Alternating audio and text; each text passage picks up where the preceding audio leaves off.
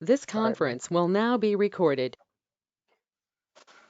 Okay. That's good. So- That way our previous discussion is on record. That's wonderful. That's right. That's right. So no precedent at all. This yeah, recording starts with Right. starts with that comment. Okay. So yeah. So so right now, once the 7-day positive test rate goes over 3%, by the current guidelines, we should we should go back to grab and go service only. So what I guess I'm suggesting is that the 7-day average has to be above 3% for a week, is one of the things that we might think about. We might think about, raising the standard to 4%. We might think about not making any changes at all. I'm not suggesting any of those things, but I just want to get the sense of how you all feel about this. I think it's great that the staff is vaccinated. We don't necessarily know the vaccine status of people who are coming in by appointment to use the library. Right. So, and we've obviously got a responsibility for being as safe as possible for library patrons. What does ventilation look like in the library? Would it be, if we were uncomfortable with 3% in the fall, we can't say for our patrons that the risk has changed, that this 3% is different, unless we're somehow set up to protect them differently. Yeah, it's a good point.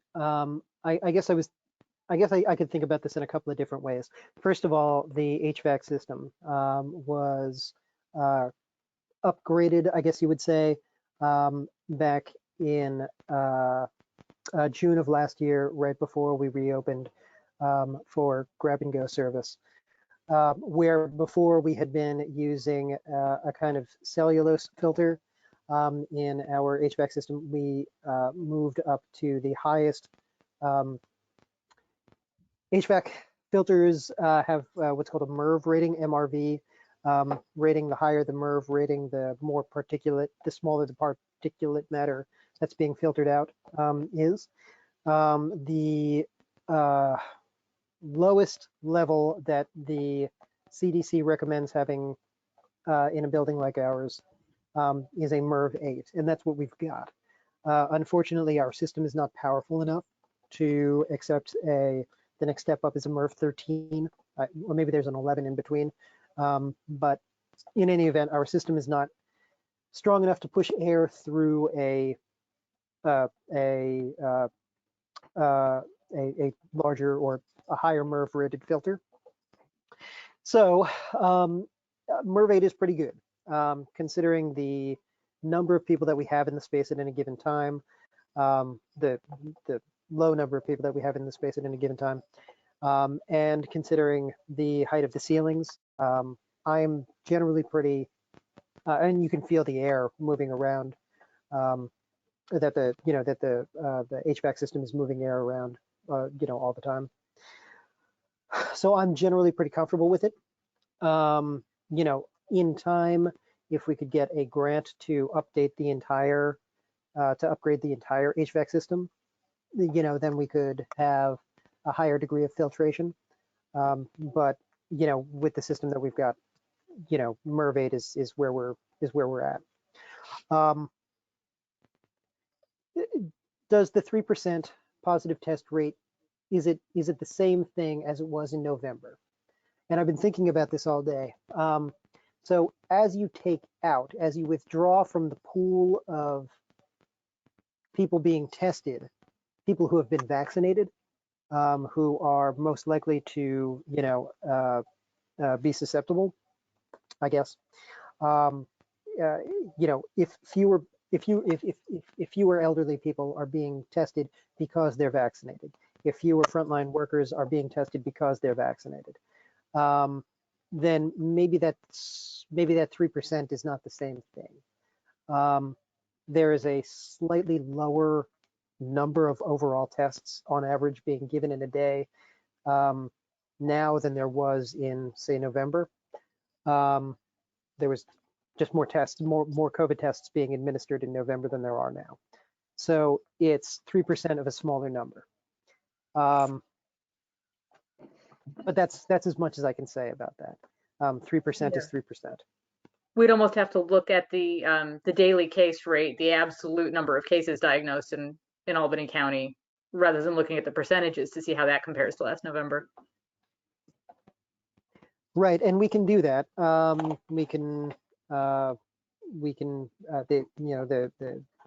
look at this every day. If you like, I can show you what I look at.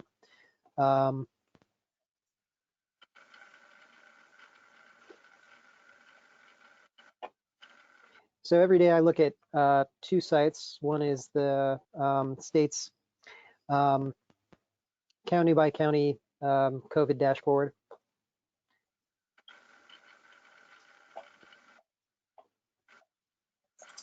I'm just going to isolate Albany County.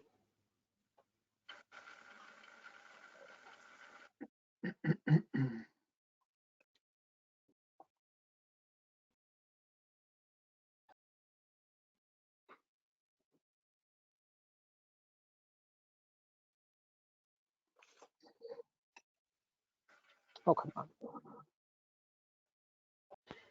Okay, well, in any event, you can see that Albany County is at 2%, 2.8%. Let's see if we can really do this. Come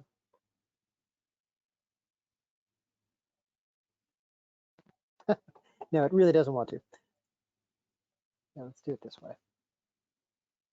But I do think there are things we know more about now, like we've moved from, or they're thinking of moving from 6 feet to 3 feet, and this idea that COVID's being spread more in situations where it's not masks and small gatherings versus in masked situations, even in public areas.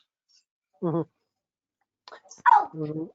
And in the Right. fall, there was such a rapid rise, right? And this is holding steady. So it does feel different for that reason too. It's not, it doesn't feel like it's just rapidly increasing. It's kind of staying where it was. And there's just a feel more optimism. I agree. I agree with that. And I can't, this is the other one, the other site that I look at, which is COVID Act Now, which is CDC and Boston, what is it? Boston or Cornell that does this. COVID Act Now is pretty great. It calculates the positive test rate in a slightly different way than the New York State site, which still does not want to load. But you can look at it at the infection rate. So back in November, we had this, an infection rate of, I guess the idea is you don't want it to be over 1. An infection rate of over 1 means that for every person who gets infected, they're spreading it to 1.27 people at the height of it back in November. Right now, it's under 1, just slightly under 1, 0.99. So that means that any number under 1 means that every person that gets it, they're passing it on to less than 1 person, which essentially means that the rate is declining. On the other hand, there's this. You can look at the end of here and see this this trend line that's slightly ticking up. But it's the infection rate is dramatically lower than it was back in November when we started restricting grab and go. When we started restricting people from coming into the library.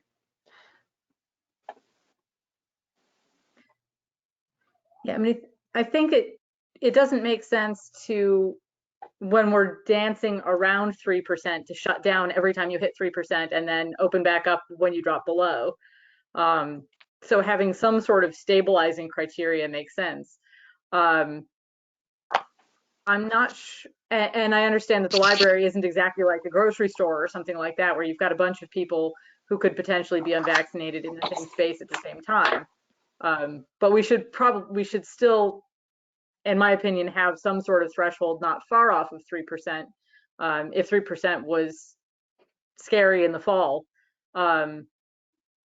it's not necessarily a different number, or we can't assume that it's a different number just because the weather's getting warmer instead of colder and we're not going into the holidays. I'm not sure where that line should be or how we should determine what's consistent, but I would hesitate to go much above 3 in the long term, just because I think we should assume that a lot of people aren't vaccinated only because we don't know. I think that's absolutely fair. I agree with Shannon's point, and I think I think no matter what number we decide to keep it at, we definitely should do that 7. It has to be that number for a certain number of days, or we will get into the open, especially when it's been hovering for a while right around this. Mhm. So Right. I think we need like a history of this, right? So if it gets above like 3.2 or something, and then it has to drop below 3, right? So it has to be decreasing. It can't just be 3.01 to like 2.099, because that's where we'll end up just oscillating. So I think we need a history. This is what I do for my job, so I'm going to use the word hysteresis. So, Yeah. so I think we need something like that, like a little bit of a. It has to be decreasing enough below where we closed it to just stop. And maybe 3%. Maybe it's just a horrible coincidence that we set 3% last fall, and 3% happens to be where we're hovering now. I mean, we could look at the rates over the last month or so, and if it looks like 3.5% would buy us some wiggle room, where we've sort of plateaued around 3, and if we were to set it slightly higher, we'd be less likely to have a problem without significantly compromising people's potential health. We might just want to bump it up a couple of fractions of a percent, just to avoid this bounce that we seem to have gotten stuck in. So Rachel and Shannon, you guys are both scientists. I can't just visually make a determination as to like what the level of I can't see what the trend line here is in terms of the number of tests that are being given over time. I'd kind of want to sort of 7-day average number of tests to go along with the 7-day average positive test rate. I don't know. Is there anything that you guys can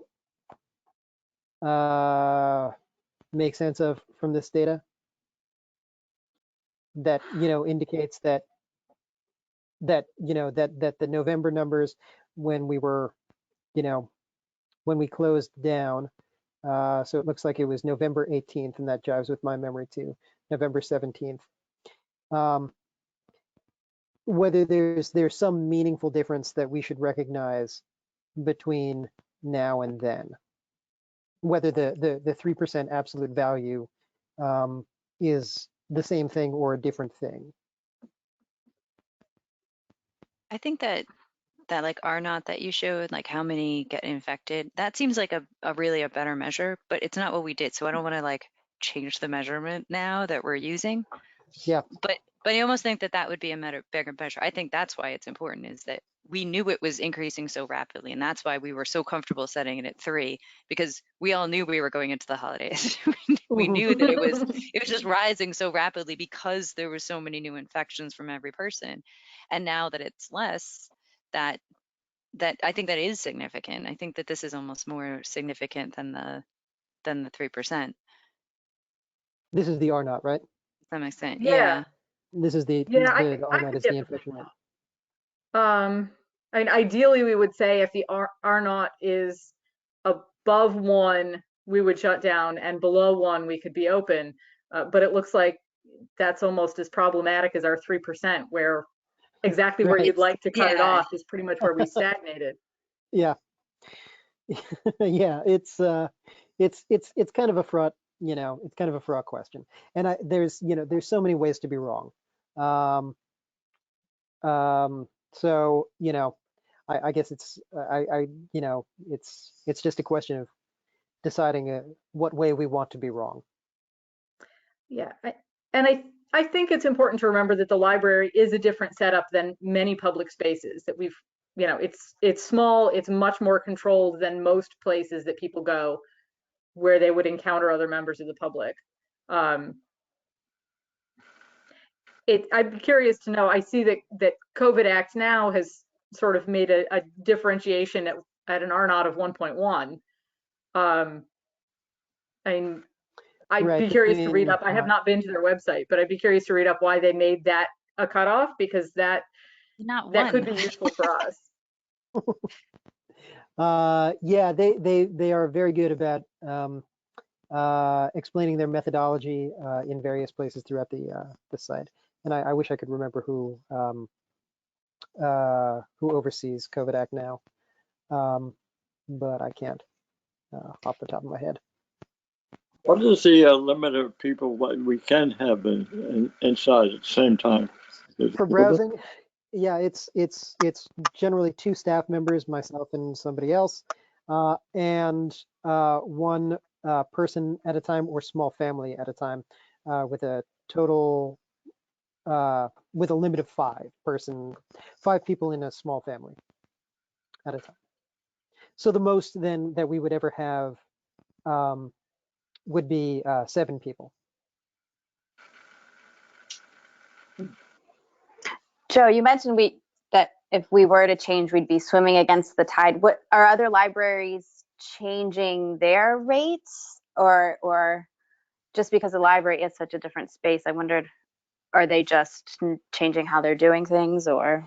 Yeah, I don't know what the internal deliberations are about the about the numbers that they're looking at, but I can only tell you that Albany Public, for example, is just for the first time beginning to open some of their branches now, after having not had them in-person availability in those branches since. Joe, are they doing it by Are, appointment, or is it? Katie, maybe you know better than I do.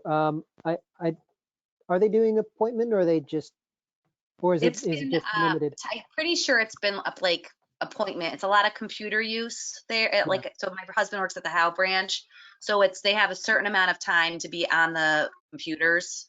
I don't know if they have to sign up, but it's like hold on. Real life, the pandemic. You get, I think, like 30-minute slot using a computer, and that's been the most accessed for the population. Yeah. Other libraries have started opening up computer use where they haven't had sit-down computers, since last March. That is the trend.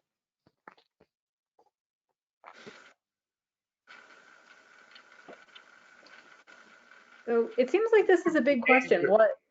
Joe, what would you like us to get to tonight? What's the goal? Before you answer that question, I'm gonna throw another question out at the same time, okay? Yep. What's the problem if we just wait another month before we make a decision about what you want to do? Is there really that much of a risk you think that we're going to be shutting down, or is this something we really need to be worrying about right at this moment, or should we wait and take some more time and see what's going on? Yeah, no, I think it is something that we need to sort of either make a decision or make a decision not to make a decision on today, because if we're at 2.8, then the likelihood is that at some point over the next week, if we if that infection rate trend line is what it is, and actually just anecdotally, I've heard that there are a number of cases at the high school that we found out about today, Erica's son was told that he has to quarantine.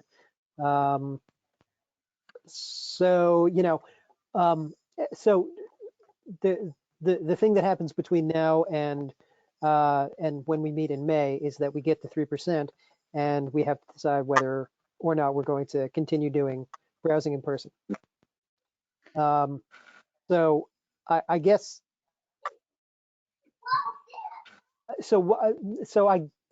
would people feel comfortable with changing the health and safety guidelines, changing them to say that before we shut down browsing by appointment, that the COVID 7-day average has to be above 3% for 7 straight days? Yeah, I was going to suggest doing something like for, you know, 4 days out of 7 or 5 days out of 7, the 7-day rolling average. Because honestly, and your way too, honestly, if we're trying to delay a decision until next month, the chances of that particular scenario coming up in the next 3 or 4 weeks are fairly small. I hope.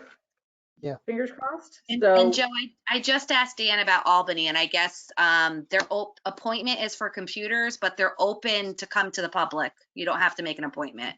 So they can browse, and they have 10 people at a time are allowed, but you don't make an appointment. It's come when they're like open. It's just limiting the amount of people that are actually in the building. Okay.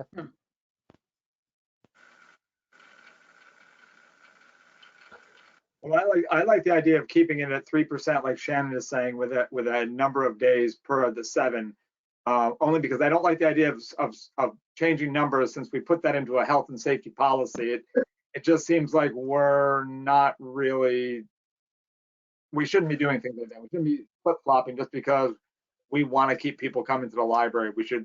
I don't mind changing it in terms of the number of days, but not the percentage. That's my feeling anyway. Okay. Shannon, I like 5 days out of 7, 4 or 5 days out of 7. Let's say 5 days out of 7. Okay.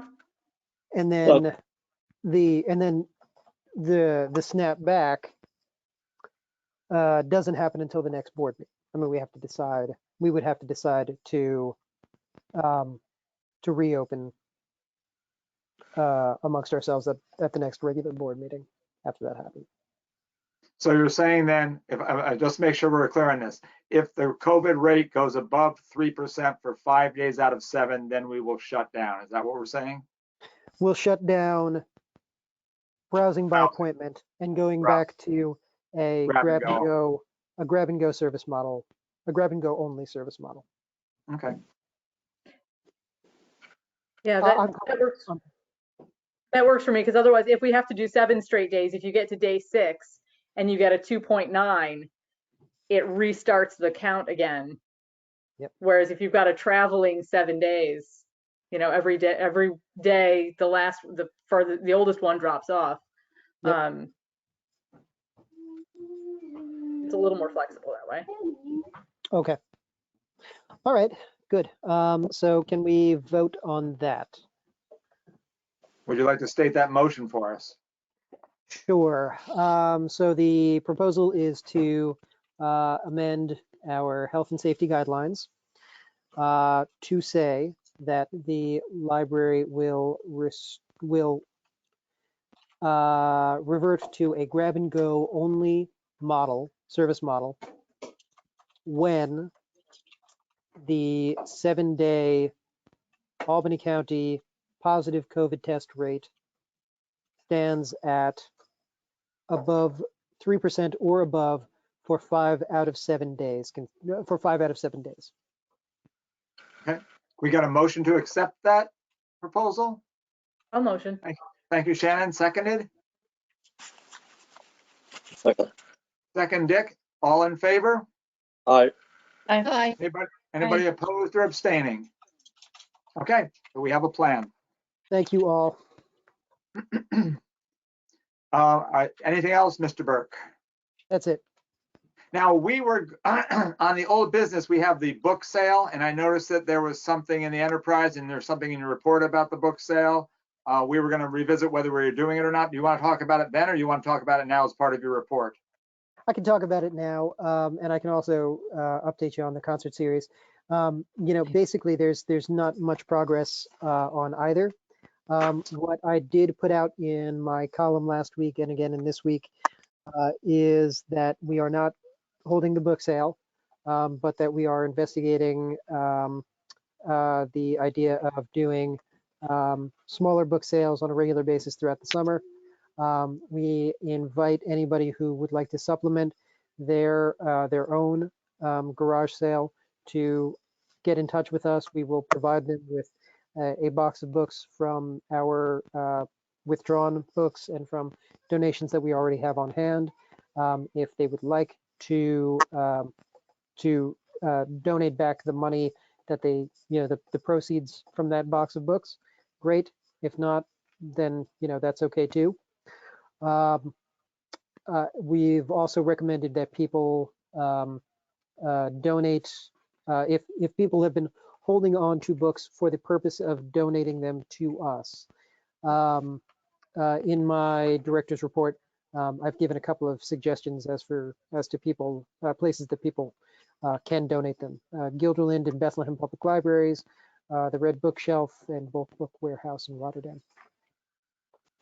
As for the concerts, I was speaking to the mayor about this recently, and she has let me know that there is going to be some work done in Orsini Park that is going to be disruptive of any concerts that we would be doing in early August. We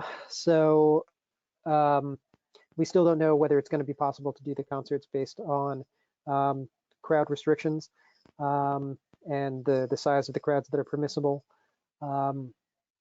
And our ability to control the size of those crowds, which is obviously very minimal. But there is going to be work done on the sidewalks. All the sidewalks are going to be replaced in Orsini Park throughout the month of August. So it's just one more thing to consider as we get closer. Okay. Does anybody have any other questions for Joe on his report? This is Deborah. I just had a question, Joe. Have we talked about or considered alternate locations such as Schilling Park? I know it isn't set up as, in the most optimal way like the Village Green is, but I'm just wondering if that's something that's being considered. We've talked about Bosanquille Park. We had not talked about Schilling Park. The nice thing about Bosanquille Park is that, first of all, they have a stage. Second, there is a greater amount of space where people can spread out. But the X factor there is the X factor with any place is what the state is going to mandate in terms of the size of crowds. In any of those parks, Bosanquille, Orsini, or Schilling, we don't have the ability to control entrance, control access to the concert, and that would seem to be an absolute requirement of holding a outdoor event of any size. There's I guess in Schilling Park, there's really just the one entrance, and you can have a person at the entrance to that park with a counter. So Schilling is, I guess, different than Bosanquille and Orsini in that sense, that we can control the number of people that are coming in. But until you just mentioned it a second ago, I hadn't considered Schilling. My other question, Joe, was the mayor, is there a reason why the work on the sidewalks has to be done in August and not, say, June or September? That I don't know. I know that it's not being done in June because of the wedding that we were talking about earlier. That was something that she mentioned as being something that they needed to avoid. There were a couple of other events, maybe the Strawberry Social, that they wanted to avoid. But other than that, I don't know why August was chosen. And not to belabor, but just one other thought occurred to me. Is the area behind the village hall, is that still grass or is that a parking lot? No, Anybody know? Sharon? I think it's all a parking lot now. Okay, Right. okay. Okay. Thank you. Does anybody else have any other questions regarding Joe's director's report? Okay, and we will move on then. Melanie, you want to do the treasurer's report? Sure, I can do that. So we'll start with the financials. We don't have a ton, so it should go pretty quickly. The first one is our balance sheet that we have every month. Just our monthly expenses, assets, and our liabilities. Not too much has changed. We usually see a little bit of change in business checking just from our normal bills. And then about the bottom of the page, we usually see a little bit of change in the credit card. Other than that, pretty much everything is the same. Anybody have any questions on the financial position? Okay. Our next one is the statement of activity, our profit and loss sheet. Notice that Knox is now in there. We did receive that money and it was deposited in March. Nothing else too much that has changed that stands out on this page. There were some books purchased this month. Also, about halfway down the page, we have our unemployment insurance, and that did go up. We found out it went up about, I think, 1.5%. Just with all the claims, I think statewide unemployment rates have gone up. It went from like 0.6, I believe, to 2.1. The only thing is it is retroactive, so it will go back to January. So at some point they will be taking, I think it's like $200 and something that they will be charging us. Jason thinks it'll go through the payroll and we may not see it on this sheet until July. So we'll see that big chunk along with the rate going up for the rest of the year. Any questions? It's funny because we just got a check from the insurance. We just got an insurance rebate from this, and it was I think it was like, I don't know, $420 something, which, it kind of dwarfs the increase that we're seeing from the increased rate, which I've never been able to figure out why we get the rebates when we do, or for what reason. But I'm always happy that they come through just when we need them. All right, yeah, right, okay. Thank you. And then the budget, we did get Altamont's money. I'm sorry, Joe. That will be in next month, I believe. And there was not anything else that I noted in the budget versus actual. Does anybody have any questions or any thoughts on anything on that sheet? You know what, I don't know if you mentioned this, Joe, before I came in, but we did receive 3 grants recently, so that will show up eventually. We've received one from Stewart for $500, one from ACT for $300, and a census grant for $200. So that should be on the financials next month, I would believe. Mm-hmm. Okay. Anybody questions or anything else on the financials? Okay, and then we can vote on that, but I guess I'll just do the report.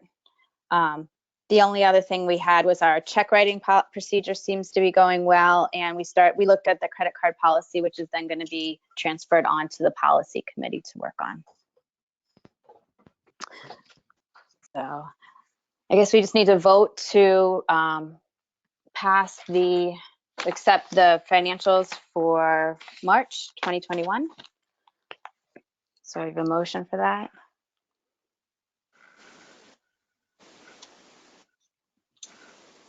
I got Paul in Katie a sec.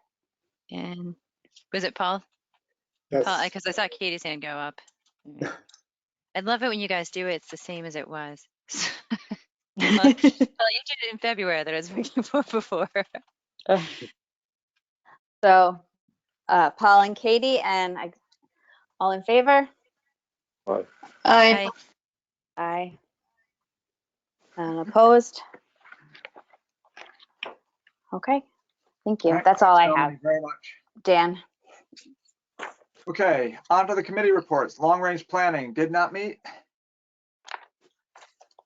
We did meet. We had two major things on the agenda when we met a few weeks ago. The first thing was a really thorough review of the existing long-range plan and our progress on the goals and the initiatives that are laid out in that plan. We've made a lot of progress on some, on others, for any number of reasons, either because of pandemic or because they just haven't been things that we've gotten to. Some things have not gotten done. So, but it was a good discussion, a real thorough look through the current long range plan. The second thing was that we set a calendar for the creation of the new long range plan.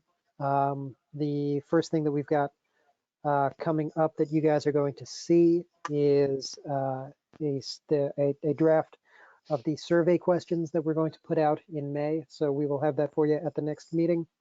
We will have that for you before the next meeting so that you can review the questions that are going to be put out in the survey that's going to go out to all of the members of our community so that we can get their feedback on how we're doing, what we're doing well, what we could be doing better, what they would like to see us be doing more of. Throughout the early summer, I guess throughout the entire summer, Christine and Deborah and myself and Katie are going to be working on focus groups with a number of different interest groups throughout the community. We are going to be putting out invitations and feelers to different organizations that represent different segments of our community to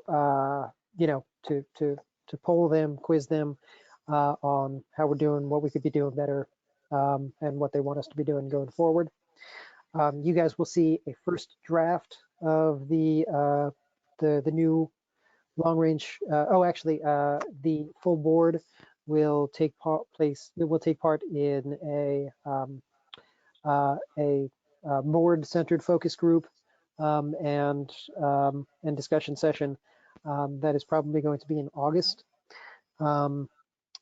There's going to be a full SWOT analysis done, strengths, weaknesses, opportunities, threats.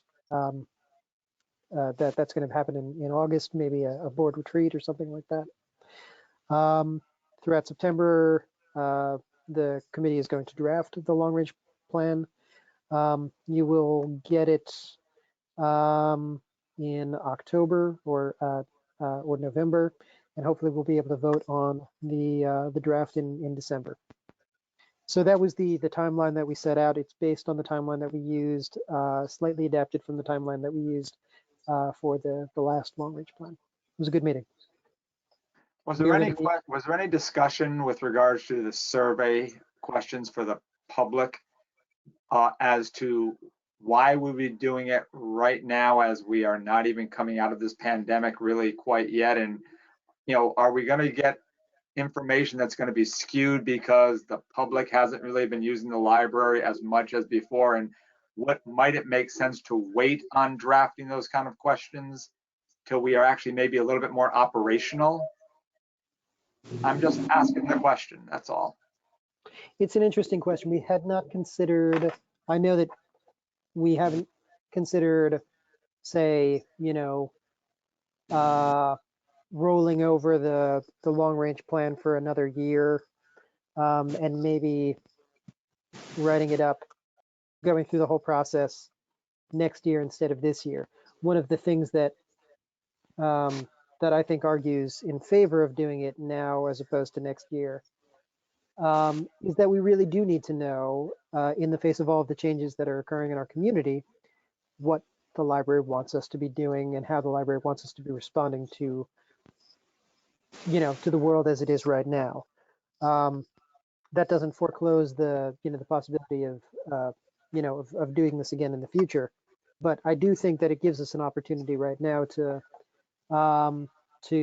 talk to our community in a really thorough and far-reaching way, and finding out how their expectations of the library have changed over the past year. So for work, I actually just finished up doing an end of study survey for a 5-year research project. And of course, COVID messed up the last of that 5 years. And what we did was we actually took the questions that we had originally planned on asking if everything was normal. And we said, all right, if you were answering these questions in 2019, what would you have told us? Having gone through 2020, what would you tell us now?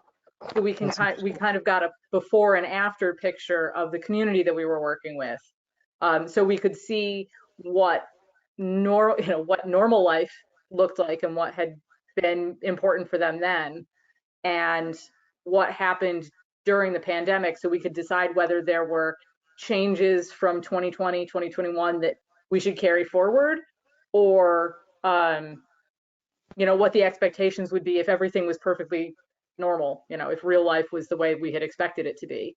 So you might consider doing something like that, where you take some of your questions and break them out into different time periods. Now, were you asking the general public, Shannon, this, or were you asking people who were involved in the research project?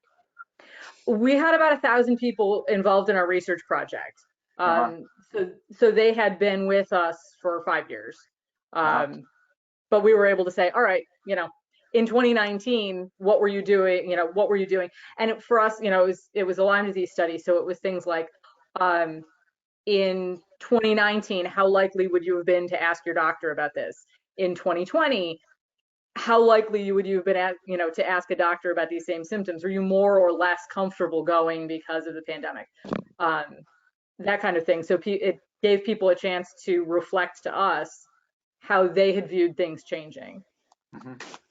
That's interesting. I guess one of my concerns is the expense that we're going to incur in terms of doing this survey. Are we going to get back, a sizable enough return to make it valuable enough to us as an entity for the, I don't know, what was our percentage of return last time around? I don't think it was that substantial, was it? I don't know. You probably don't remember, Joe. No, I mean, I can tell you that we, the last time that we did the survey, it was a SurveyMonkey based survey. In total, we got 90 responses. And we felt like that was a pretty good number of responses. That was independent of the several focus groups that we had. One of the things that we haven't quite grappled with yet is how the focus groups are going to be conducted differently, whether those are going to be all Zoomed, whether there's going to be any of those that are in person, how the difference between having, in-person and virtual focus groups is going to skew the results that we get. Those are tough questions to figure out how the results are going to be skewed. Okay. But we had not considered letting it ride for a year, and maybe just doing a survey about the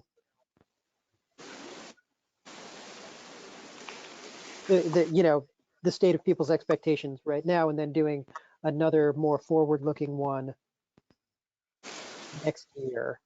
I don't want to have you guys stop what you're doing. I was just curious as to whether or not you would actually consider that at all. That's all.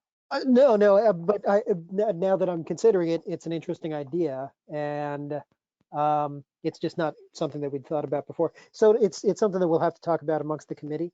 And I can definitely see good reasons to, on both sides. Okay.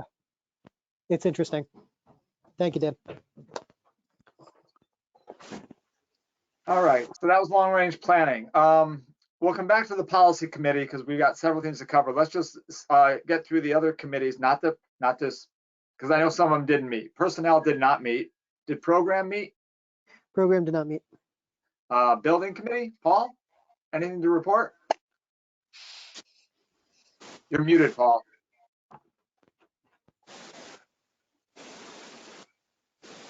Did meet, in fact, we had planned to meet at the library and have a discussion as we walked around the building, but the weather was inclement, so we met over Go-To.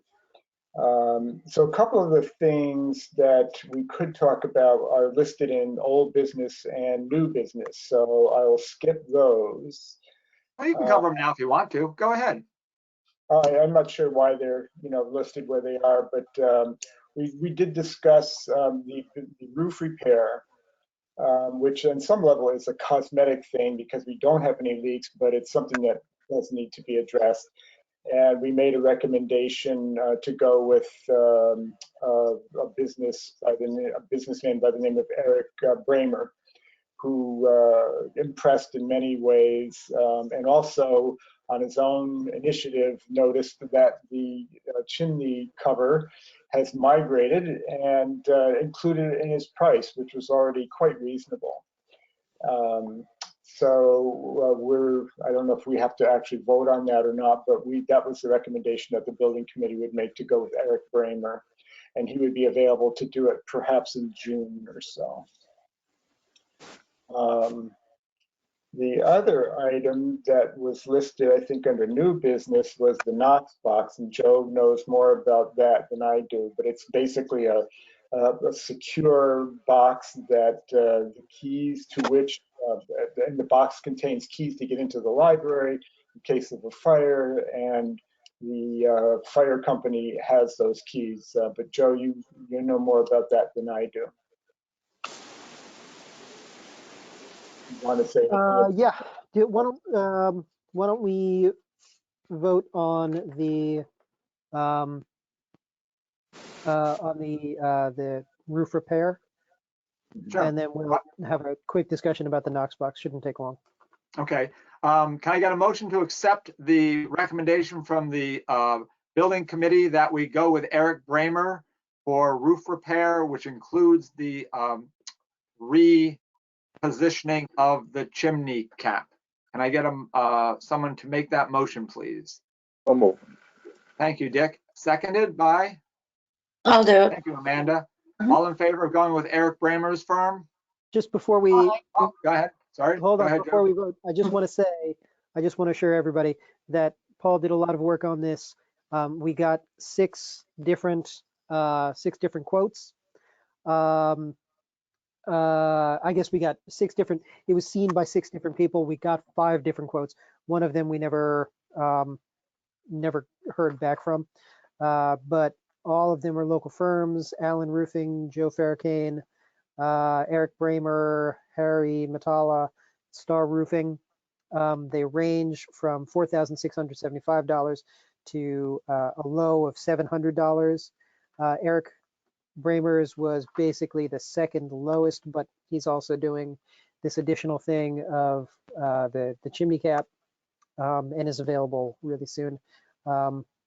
So that's all. I just wanted to assure everybody that we had done that Paul in particular had done quite a lot of research on this before he made this suggestion. Okay, does anybody else have any questions for Paul about that? I should have asked the question before I asked for a second. I have a real quick one. How do you spell Bramer? Is it B-R-A-M-E-R? I think it's B-R-A-Y-M-E-R. Correct. M-E-R? Okay. Yeah. Okay, so we have a motion by That'll Dick. affect the vote. That's all right. We have a motion by Dick Howie to accept the quote from Eric Bramer's company to repair the roof and to reposition our chimney cap. Can I get a seconded for that? Someone second that? I forget. Thank you, Amanda. Amanda seconded that. All in favor? Aye. Anybody opposed or abstaining? Paul, thank you so much for all your work with that. That was wonderful. All right, now to the Knox box. Okay, so Knox box is a, as Paul was describing, it is a metal box that goes on the outside near the door of a commercial building. I will show you what it looks like. You'll recognize it immediately. You've all seen them, but maybe you didn't know what they were called. I certainly did not.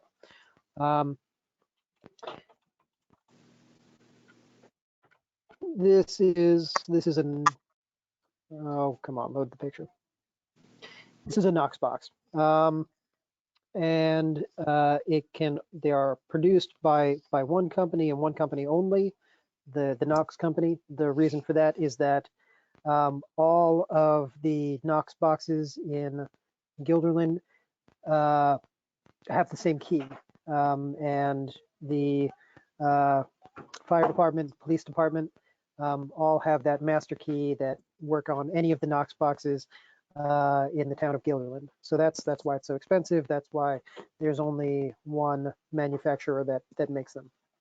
It's $429 for this particular model, which only needs to hold 3 keys: the front door, back door, and the Bilco door to the basement. So I am requesting that we approve this purchase of a Knox box for $429. Okay. Anybody have any questions for either Paul or Joe about the Knox box installation and purchase and or installation? Not hearing any. Can I get a motion? Then we will approve the purchase for $429 of a Knox box as requested by the Altamont Fire Department. So move it. Thank you, Dick. Moved by Dick Howie. Anybody have any questions? Can I get a second then? Thank you. Thank you, Shannon. All in favor? Okay, I think we're all in favor. Anybody abstaining or concerned that it's not the right color?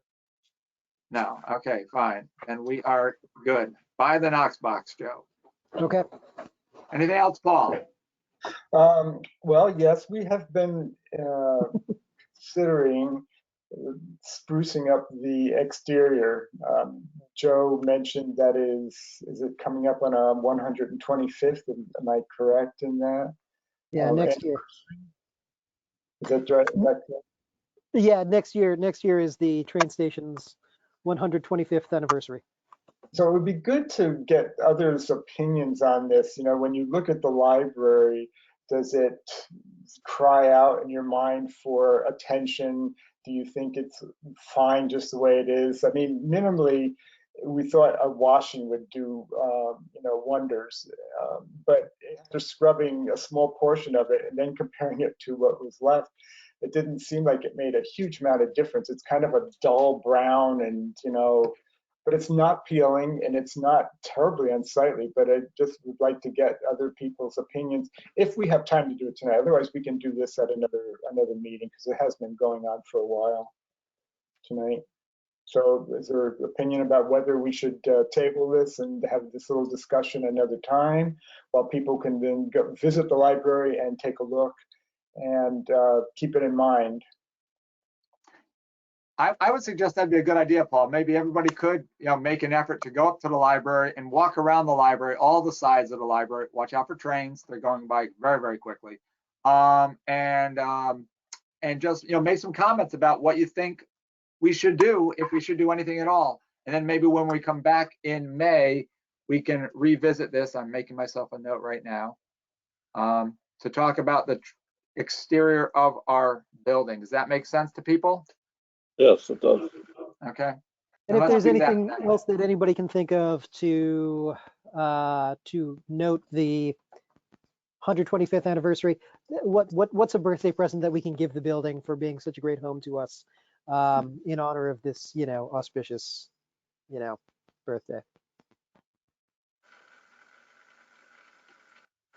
Well, it's getting wedding pictures taken. Yeah, there you go. Yeah, so And we'll it's talk getting a about it next Knox month. box. It's getting a Knox box. That's right. Getting the Knox box. It's getting the roof cap, the chimney cap straightened. Right. All right, got that one covered then. We're all set to go then. All right. So give some thought to that as well. So think about what we can do for 125th anniversary of the train station. All right, excellent. Anything else? Anything else is just a small incidental that doesn't need to be mentioned, and unless Joe has or anybody else has something else that they want to make mention of. I think that's ample. Okay, Joe, anything else building wise? Paul did a great job in fixing the locks to the bathroom that I screwed up for him by not taking a picture before we before he and I dismantled the old lock. So still sorry about that, Paul. But Paul didn't repair it. Phillips down in Albany repaired it, and it was a pleasure watching them do so. Uh-huh. A nice old lock, very well made, and to watch this gentleman with great glee, get in there and manipulate it and correct the problems, really good. It's really fun. All right, excellent. Anybody else? Okay, Finance Committee, anything, Melanie? Nope, I think I covered it all earlier. Excellent, okay. Then on to the Policy Committee.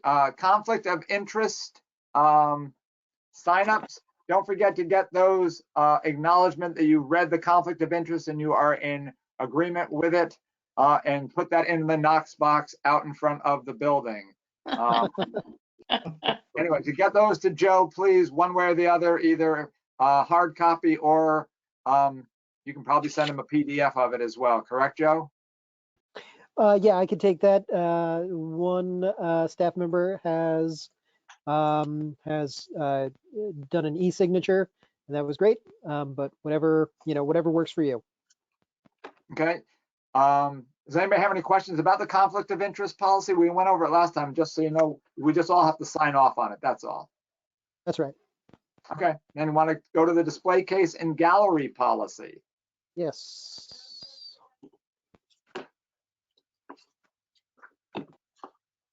My wife is trying to get my children out of a tree.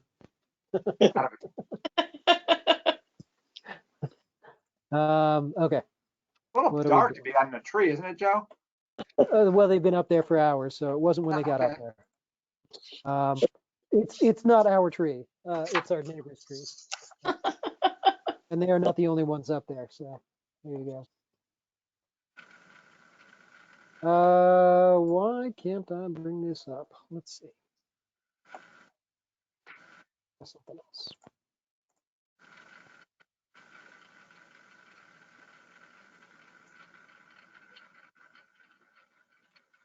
Okay, there we go. All right, so fax and copier policy.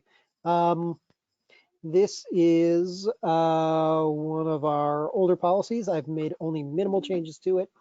One of the things that we, well, in order to be compliant with New York State minimum standards for public libraries, we have to have a fax and a copier available to the public. So this is the policy that regulates the use of both of those. The small changes that we've made basically say that the fees for the use of the copier and the fax machine are clearly displayed, as they always have been, and that the same per page fee applies to both incoming and outgoing faxes. Currently, we charge $1 per page either way. So, does anybody have any questions about the fax and copier policy?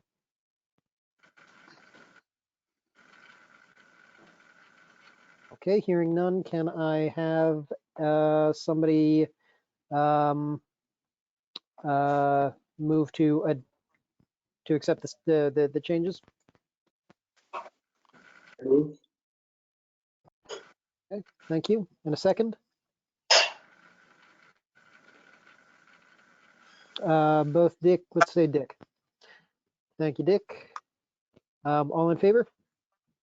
Aye. Thank you. Aye. Any opposed?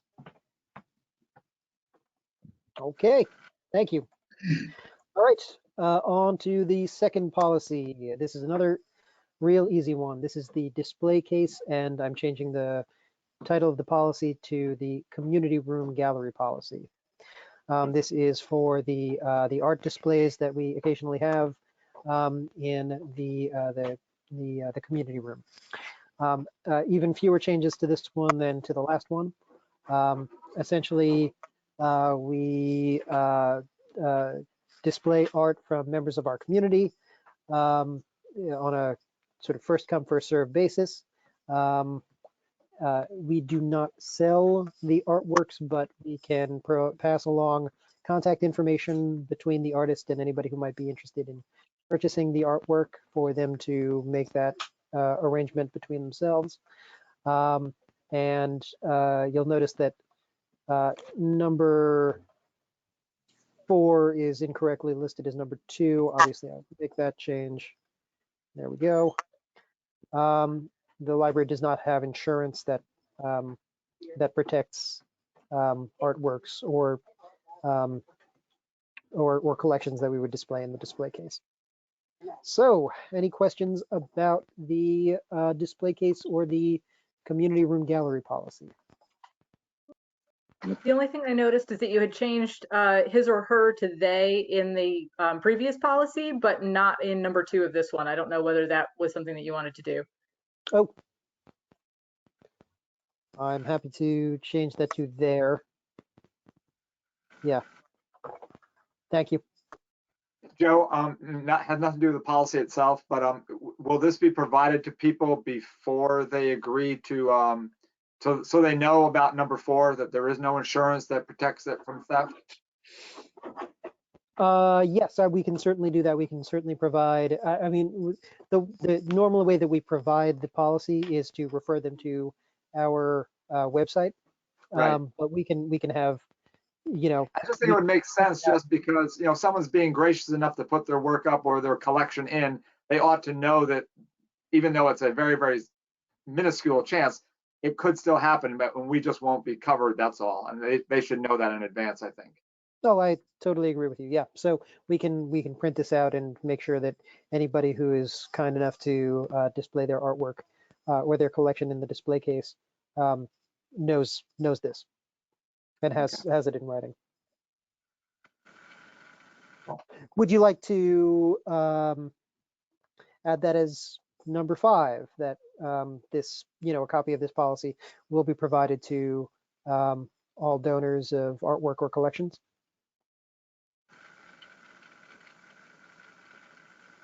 I don't see that as being necessarily a bad thing to do. Again, it just makes us look like we're really doing our job in terms of being open, just so we don't forget too as well, so it kind of forces us to do that. So yeah, absolutely.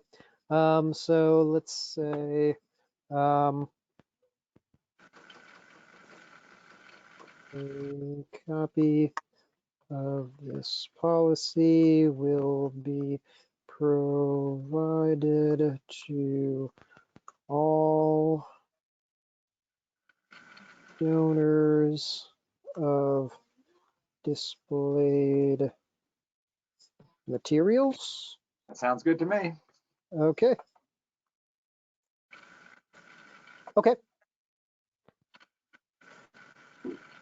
All right. So unless there are any other questions, can we have a motion to accept this, to accept the changes? I'll make the motion. Okay, and a second. I'll second. Thank you, Amanda. All in favor? Aye. Aye. Aye. Thank you. Aye. And all opposed? Any opposed? All right. Thank you very much. All right, excellent. And we're into old business, but I think we've covered everything in old business. So then we're into new business, and we've covered everything except the talking point of the month. Yeah, you know, I feel like I've kept you too long, and That's a good the talking point. points, the suggested talking points of the month are that we are open for browsing. You know, let folks know. You know, the word is obviously spreading through all of the channels that we have. More people know about this, and you know, but let folks know if you're talking to people about the library, let them know that they can come back on in. Just give a call first. That we're starting back up with in-person programming. First with our adult programs, book clubs, and ukulele clubs in the beginning of May. Later on in May, we're going to be resuming our in-person story times. And that Erica, Ann, and I and myself are all working on a plan for that. And the last talking point is just that we're not doing the book sale. Obviously, it's something that a lot of people, I'm fielding a lot of questions about. So people that you're talking to may have questions about it. Maybe you, people who know that you're a trustee come to you with questions about how they can donate. Recommend to them that they have a, you know, that they support the Altamont Elementary PTA by holding a sale of their own, a garage sale of their own, and registering it with the PTA. If they don't want to do that and they really need to get rid of their books, Guilderland and Bethlehem libraries both have bins for Better World books. The Red Bookshelf is a great Albany-based charity that accepts donations of books and stocks waiting rooms in pediatric healthcare facilities. And finally, the Bulk Book Warehouse, which has the benefit of they'll pick them up from your home and it's a business, so they will either resell or recycle them if they can't resell them. So those are the talking points of the month. All right. Anything else for the good of the cause from anybody on our wonderful board? Just want to thank Dan for his incredible work in getting a white-breasted nuthatch out of the library last Friday. Yeah, that was the highlight of my week. Yeah, all of ours. He did it the by Merlin app. That's right, the Merlin app. So the Cornell Cooperative Extension has this wonderful app. He was able to pull up this great app that he had on his phone and held open the door and played the song of the white-breasted nuthatch. Wow. Wow. I'm sorry, Joe. That is going to be my talking point of the month. That's amazing. That's really It's all Dan. clever. All Dan. It's all Dan. Absolutely another talking point. That's fantastic. How long were you playing that out the door before it went out? It was less time than it took me to catch a weasel. Okay. Yeah. Anyway, at that, thank you, Joe. I'm glad you mentioned that. That's wonderful. Motion to adjourn, please. So move. All right, seconded. Always count on Mr. Howie for that one. All right, thank you, folks. Have a wonderful evening. Happy birthday, Happy Dick. birthday, Dick. Happy birthday, Dick. Happy birthday. Thank you. Take care, Bye, guys. Dick. Thank you all. Bye. Bye.